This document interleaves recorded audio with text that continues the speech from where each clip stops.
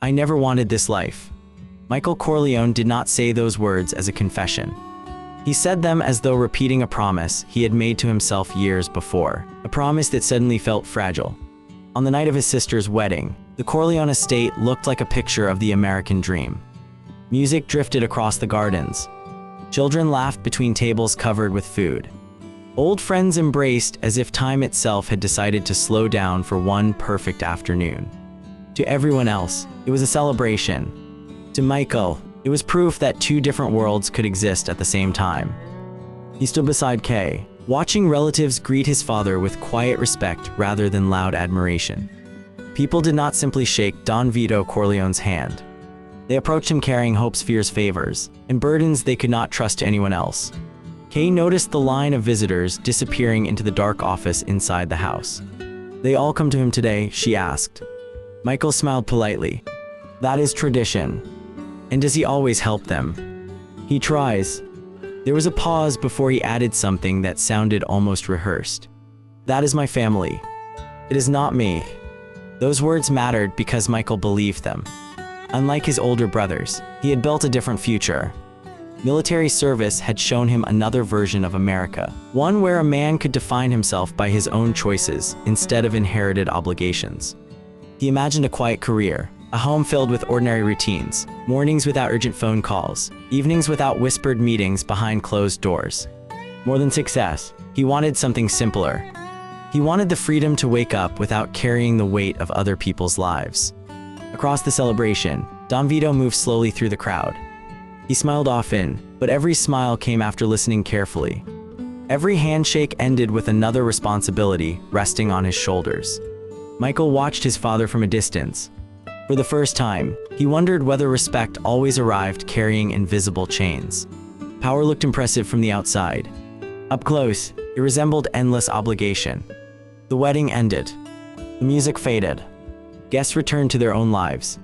Michael believed he would do the same. For a brief moment, it seemed possible. Then everything changed. News arrived that Don Vito had become the target of an attack. The details hardly mattered in that first moment. What mattered was the silence that followed. The man who had always stood like an unshakable pillar suddenly seemed vulnerable.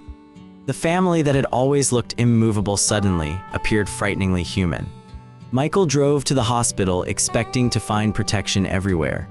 Instead, the hallways felt strangely empty. The absence of familiar faces unsettled him more than any visible threat could have. He looked around, realizing something that had never crossed his mind before. If the man everyone depended on could be left alone, then nothing in this world was as stable as it appeared. Without raising his voice, Michael began making quiet decisions. He asked questions. He moved people. He adjusted small details that most would never notice. None of it looked heroic. None of it looked dramatic. But every choice carried the same hidden meaning. He had stopped thinking like a son who had come to visit. He had started thinking like someone responsible for what happened next. The change was almost invisible. So invisible that even Michael himself did not recognize it. He still believed he was only protecting his father. He did not yet understand that the first thing he had already lost was the freedom to walk away. The following morning, the hospital looked ordinary again. Nurses walked the halls. Phones rang behind distant desks. Sunlight slipped through tall windows as if nothing extraordinary had happened the night before. Only Michael had changed. He returned home expecting relief. Instead, every room carried the quiet tension of unfinished conversations. Family members lowered their voices whenever he entered.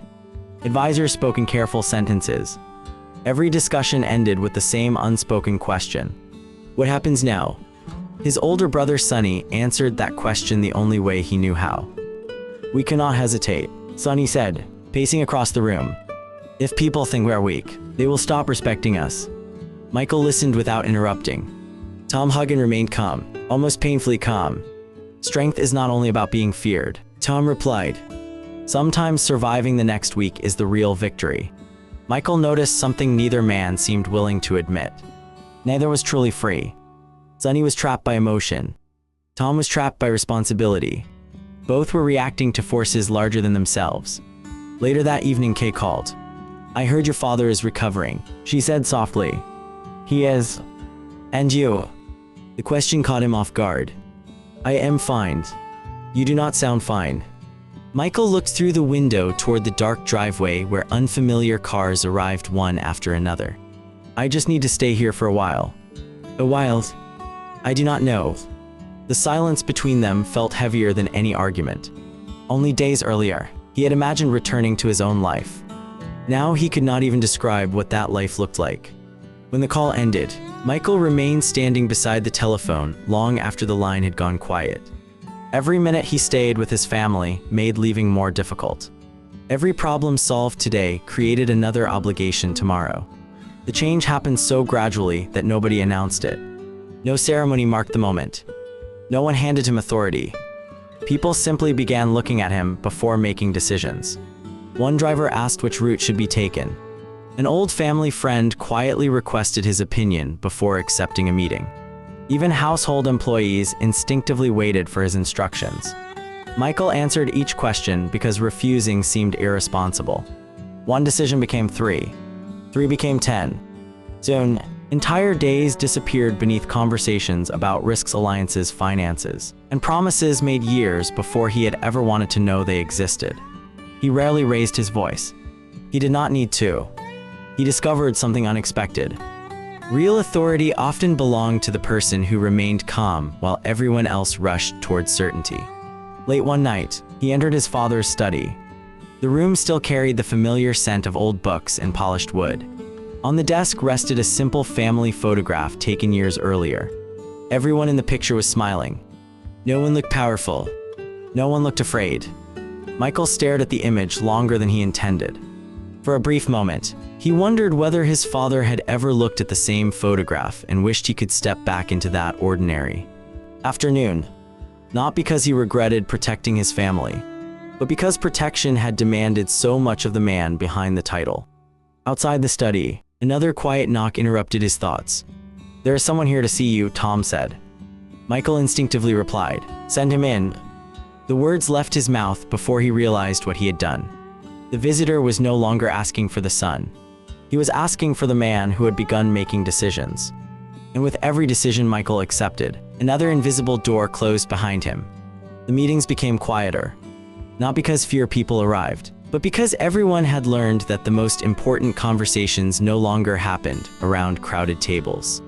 They happened in silence. Michael noticed it first during a meeting with several longtime associates. Each man entered with polite words and respectful smiles, yet no one truly relaxed. Every sentence carried 2 meanings. Every compliment sounded carefully measured. Every promise seemed to ask for something in return. When the discussion ended, Sonny slammed the office door behind them. "I do not trust half of them." Tom looked up from his notes. "Half?" Sonny answered without smiling. "I am trying to be optimistic." Michael remained by the window, watching the departing cars disappear through the estate gates. "They are afraid," he said quietly. Sonny shrugged. "Good." Michael slowly shook his head. "No. Fear makes people unpredictable." The room fell silent. It was an observation Don Vito might have made. For the first time, both Sonny and Tom looked at him not as the youngest brother, but as someone who had begun seeing the world through the same lens as their father. That realization unsettled Michael more than anyone else. Days turned into weeks. His father gradually regained strength, but the burden surrounding the family did not become lighter. If anything, it became more complicated. Information arrived from every direction. Someone claimed loyalty. Someone offered peace. Someone warned of betrayal. Another insisted there was nothing to fear. Each message contradicted the last. Michael discovered that leadership was not about finding certainty. It was about making decisions while certainty no longer existed. Late one afternoon, Kay visited. She smiled when she saw him, but the smile faded almost immediately. "You look tired." "I have been busy." "You always say that." They walked slowly through the garden where only weeks earlier music had filled the air. Now the estate felt strangely empty despite the number of people living inside it. Kay reached for his hand. "You do not have to carry everything." Michael looked at their hands for a moment before gently letting go. "It is more complicated than that. It always becomes complicated when nobody tells the truth." Her words stayed with him. Because she was right. He had stopped telling her what he was thinking. Not because he wanted to deceive her. Because he no longer knew which thoughts belonged to him and which belonged to the position he had slowly inherited. She searched his face as if hoping to find the young officer she had fallen in love with. Instead, she found someone constantly calculating consequences before speaking. When this is over, she asked, "What do you want?" Michael opened his mouth. Nothing came out. Months earlier, the answer would have been simple. Now he realized he had not asked himself that question in a very long time. Kay nodded softly. "You do not even know anymore." She walked away without anger. That hurt more. After she left, Michael returned to his father's study. The old family photograph still rested on the desk. He picked it up. Every smiling face seemed to belong to another lifetime. He wondered whether power always rewrote memories, making ordinary happiness feel distant and almost impossible to recover. A quiet knock interrupted his thoughts once again. Tom entered carrying several folders. "There is another problem." Michael almost laughed. "There is always another problem."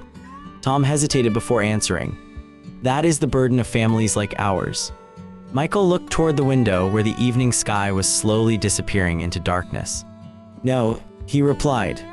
"That is the burden of anyone people depend on." Tom studied him for a long moment. "You sound more like your father every day." Michael did not answer, because somewhere deep inside, he had begun to fear that Tom was right. The most dangerous change was not that strangers now trusted his judgment. It was that he had started questioning everyone else's. And once suspicion becomes the price of survival, even the people sitting closest to you begin to feel impossibly far away. The family dinner ended almost untouched. Plates remained on the table long after everyone had stopped eating. Conversations drifted from ordinary topics to long silences that no one seemed willing to break. Michael watched his mother refill glasses that no one intended to finish. For years, this room had been the safest place in his life. Now every chair seemed occupied by someone carrying an invisible burden. His father entered slowly. The room immediately changed. Nobody stood because they feared him. They stood because his presence reminded everyone that difficult decisions had always belonged to someone else. Don Vito sat beside Michael without speaking. After several quiet moments, he finally asked, "Do you remember what you wanted before any of this happened?" Michael answered with a faint smile. "I thought I did." His father nodded as though that was the only honest answer possible. A man should always know what kind of life he wants. And if life no longer gives him that choice. Don Vito looked toward the window instead of answering immediately. "Then every decision becomes more expensive." Those words lingered in Michael's mind long after the conversation ended. Over the following days, requests continued arriving. Some sought protection. Some proposed partnerships. Others offered peace that sounded more like negotiation than trust. Michael noticed something unsettling. The questions were becoming easier to answer. Not because the problems had become simpler, but because he had learned to silence the part of himself that hesitated. Each choice now followed the same pattern. Who would be safest? What would preserve stability? What consequence would echo 6 months from now instead of tomorrow morning? His reasoning became sharper. His heart became quieter. One evening, Connie arrived unexpectedly, hoping the family could gather as they once had. "We never see each other anymore," she said with forced optimism. Michael promised he would stay for dinner. Halfway through the meal, another urgent message arrived. Tom placed the envelope beside Michael without saying a word. Connie sighed. "It can wait." Michael looked at the unopened envelope. "I do not know that." "You never know that." Her voice was calm, but disappointment filled every word. "You always leave now." "It is important." "So are we." The room became silent. Michael wanted to explain. He wanted to tell her that every delayed decision might create another crisis, that every unanswered request could become tomorrow's regret. Instead, he simply stood. "I will be back." No one argued. That hurt even more. They had stopped expecting him to stay. Outside, the evening air felt strangely cold. Tom caught up with him before they reached the waiting car. "You could have finished dinner." Michael shook his head. "What if this cannot wait?" Tom studied him carefully. "There will always be another meeting." Michael opened the envelope. "There will not always be another chance to prevent a mistake." Tom did not disagree, because he understood. The burden had quietly shifted. Michael was no longer choosing between work and family. He believed he was choosing which sacrifice would hurt less. Weeks later, Kay visited once more. She found him in the study, surrounded by papers and unanswered letters. "You keep promising that everything will return to normal." Michael looked up with tired eyes. "I believe it will." She glanced around the room. "The strange thing is, I think you still believe that." She walked toward the old family photograph resting on the desk. "I like this picture." Michael smiled softly. "So do I." Everyone looks free. Neither of them spoke afterward. The silence answered more than words could. When Kay finally left, Michael remained alone with the photograph in his hands. He realized he had spent months protecting the family shown in that picture. Yet with every decision he made to preserve it, the distance between the people in the photograph continued to grow. For the first time, another question emerged. What if the greatest threat to the family was no longer the enemies outside its walls, but the quiet cost of the choices required to keep it standing? The old photograph remained on Michael's desk. He stopped putting it away, not because he enjoyed looking at it, but because it reminded him of a question he no longer knew how to answer. What exactly was he trying to preserve? The faces in the picture belonged to a family that laughed together without measuring every word. A family that believed tomorrow would resemble yesterday. That world was disappearing. Not all at once. One careful decision at a time. Business continued without interruption. Visitors arrived before sunrise. Meetings stretched late into the night. Reports filled entire afternoons. Each problem demanded immediate attention, and each solution quietly created another responsibility waiting beyond the horizon. Michael began noticing something unsettling. The conversations had changed. Months earlier, people asked what should be done. Now they asked what Michael wanted. The difference seemed small. It was not. Somewhere along the way, the family had stopped protecting itself. It had begun revolving around his judgment. One evening, Don Vito invited Michael to walk through the garden. The air carried the first signs of autumn. Fallen leaves drifted across the stone path where wedding guests had once danced beneath strings of lights. His father moved more slowly now. Age had softened his voice without weakening its clarity. "You are carrying too much." Michael smiled faintly. "You carried more." "I carried it because I believed one day I could put it down." "And did you?" Don Vito looked toward the empty garden. "I learned something too late." Michael waited. The danger is never believing that you are powerful. It is believing that everything depends on you. Those words followed them for the rest of the walk. That evening, another disagreement emerged inside the family. Some believed patience would strengthen their position. Others insisted hesitation invited greater danger. Everyone looked toward Michael. Not because he was the oldest. Not because he spoke the loudest. Because they had become accustomed to waiting for his answer before trusting their own. He listened carefully. He weighed every possibility. Then he chose the path he believed would protect the greatest number of people. No one celebrated the decision. They simply accepted it. The meeting ended. The responsibility did not. Later that night, Tom entered the study carrying one final folder. "You should get some rest." Michael did not look up. "There is still work. There will always be work." Michael finally closed the folder. "I used to think all of this was temporary." Tom remained silent. "I thought once everything became stable, life would return. And now?" Michael glanced again at the family photograph. "I am beginning to think stability has become the destination instead of the reason." The sentence lingered between them. Neither man tried to soften its meaning. Somewhere along the journey, protecting the family had slowly transformed into protecting the structure itself. The system demanded constant attention, constant caution, constant sacrifice. And the strange part was that everyone inside it had begun treating those sacrifices as normal. Days later, Kay came one last time. She found Michael alone, staring through the study window as evening settled over the estate. "You disappear even when you are standing right in front of me," she said quietly. Michael wanted to deny it. Instead, he asked, "Do you ever wonder whether people can change so much that they stop recognizing themselves?" Kay looked at him with a sadness that required no explanation. "I think that happens long before they notice." He stepped closer. "You once dreamed about building a different life." "I know. Do you still believe that life exists?" Michael answered honestly. I do not know. Kay nodded. For the first time, she did not ask him to choose. She understood that he already had. Not in a single dramatic moment, but through hundreds of reasonable decisions that had quietly become irreversible. After she left, Michael remained alone in the silent house. The photograph still rested in his hands. Everyone in that frozen moment was smiling. Everyone still belonged to one another. He suddenly realized that he could still protect the family. He could preserve its name, its influence, its future. But there was something far more difficult to save. The ordinary human life that had once given all those victories their meaning was already slipping beyond his reach. The house had never been quieter. Not because fewer people came through its doors, but because everyone had learned that silence was safer than certainty. Michael walked through the familiar halls before sunrise. The servants greeted him respectfully. The advisors waited for instructions. Telephones began ringing before breakfast. Every day followed the same rhythm. Every decision belonged to him before anyone else dared to claim it. Months earlier, he had imagined this burden would eventually become lighter. Instead, it had become ordinary. That frightened him more than anything. A man can endure almost any hardship.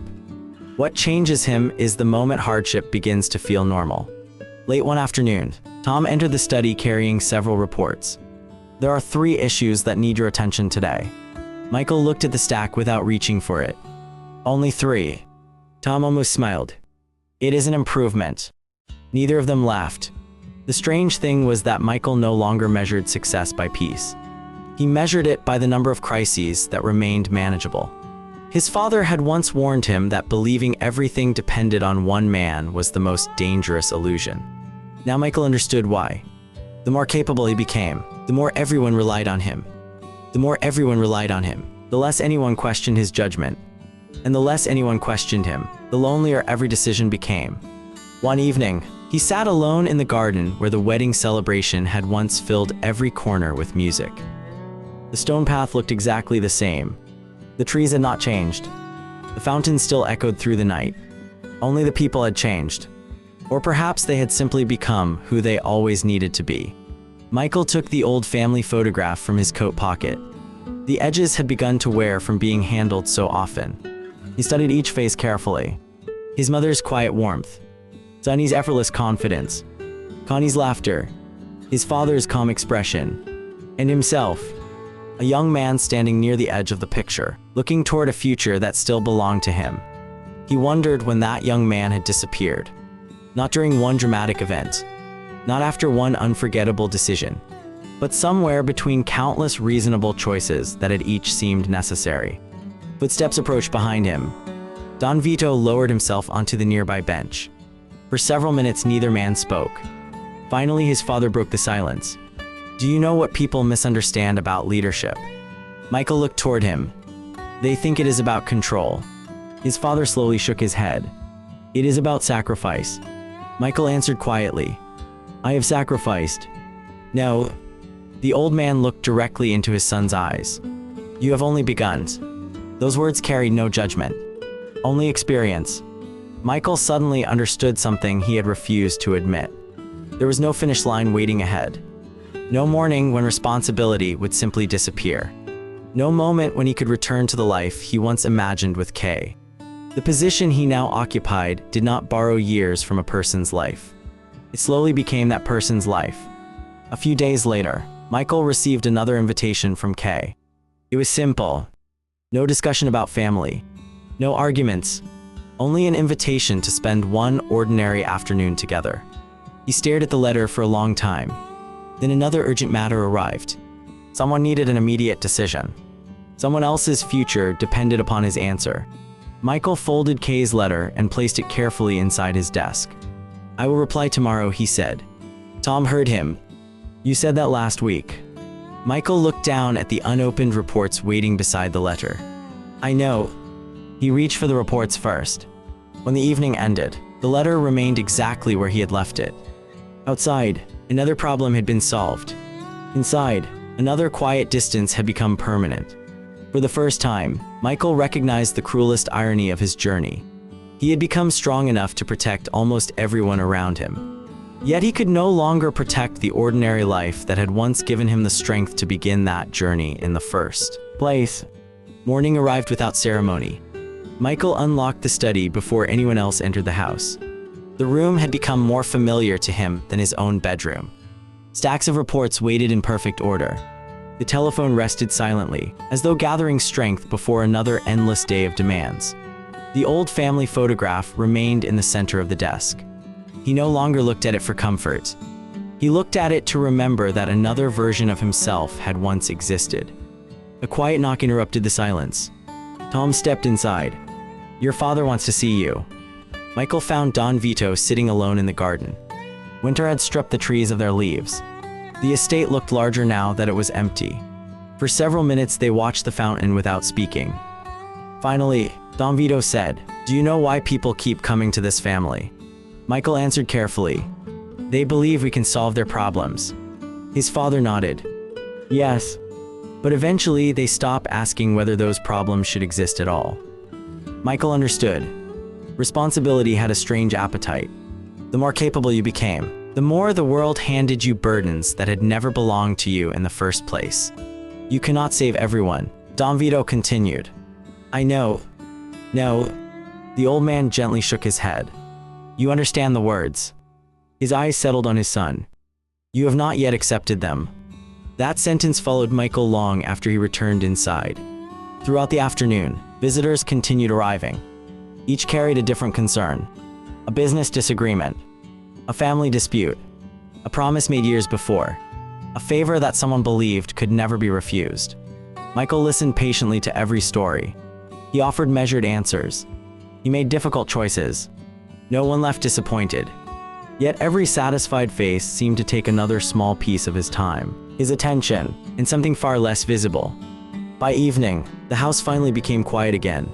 Michael opened the drawer where Kay's unanswered letter still rested. The paper had begun to crease along its folds. He read it once more. It contained no accusations, no demands, only a simple hope that they might spend one ordinary afternoon together. He closed his eyes. He could remember exactly what an ordinary afternoon felt like. He simply could not remember the last time he had lived one. There was another knock. Tom entered without speaking. "You do not have to answer that tonight," he said, noticing the letter. Michael looked toward the window. "If I wait any longer, the answer will already exist." Tom understood. Some choices are made through action. Others are made through silence. Michael carefully folded the letter and returned it to the drawer. Not because he had chosen against Kay, because another decision had already claimed the place where that choice once belonged. Later, he walked alone through the dark hallway. The family portraits lining the walls seemed almost alive in the dim light. Each generation had inherited more than a name. Each had inherited obligations that slowly shaped the people carrying them. Michael suddenly realized that power never truly asked for one great sacrifice. It asked for thousands of small ones. An evening missed. A promise postponed. A conversation shortened.